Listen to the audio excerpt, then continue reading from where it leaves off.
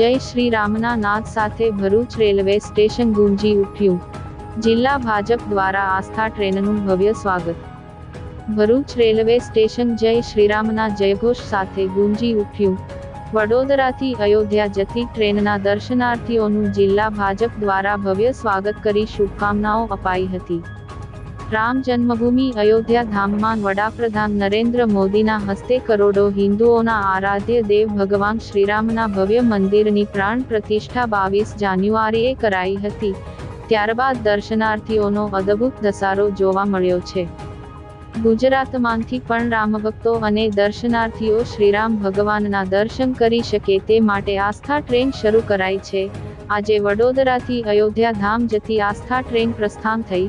Bharuch railway સ્ટેશને આસ્થા train આવી પહોંચતા તેના સ્વાગત અને રામ ભક્તોને મંગલમય યાત્રાની શુભકામનાઓ પાઠવવા ભરૂચ જિલ્લા ભાજપ પ્રમુખ મારુતિસિંહ હટોદરિયા, મહામંત્રી નિરલ પટેલ, ફતેસંગ ગોહિલ, વિનોદ પટેલ, ધર્મેશ મિસ્ત્રી, નિશાંત મોદી સહિત આગેવાનો, હોદ્દેદારો અને કાર્યકરો મોટી સંખ્યામાં ઉમટ્યા।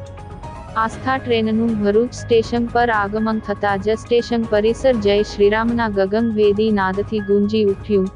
જિલ્લા ભાજપ પ્રમુખ સહિત હોદ્દેદારોએ રામ ભક્તોનું ભવ્ય સ્વાગત, અભિવાદન કરી તેઓની યાત્રા મંગલમય રહે તેવી શુભકામનાઓ પાઠવી। સ્ટેશન પરિસર, ટ્રેનમાં સવાર શ્રદ્ધાળુઓના ઉત્સાહ, ઉમંગ વચ્ચે સમગ્ર વાતાવરણ રામમય બની ગયું હતું।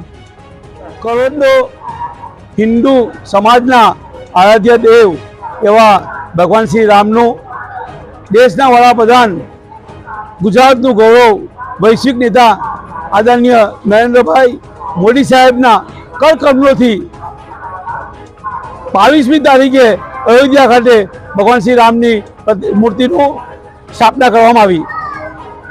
એના ધ્યાનમાં રાખીને દરેક જિલ્લેથી રોજ એક ટ્રેન અયોધ્યા ખાતે દર્શનાર્થે પસાર થઈ રહી છે।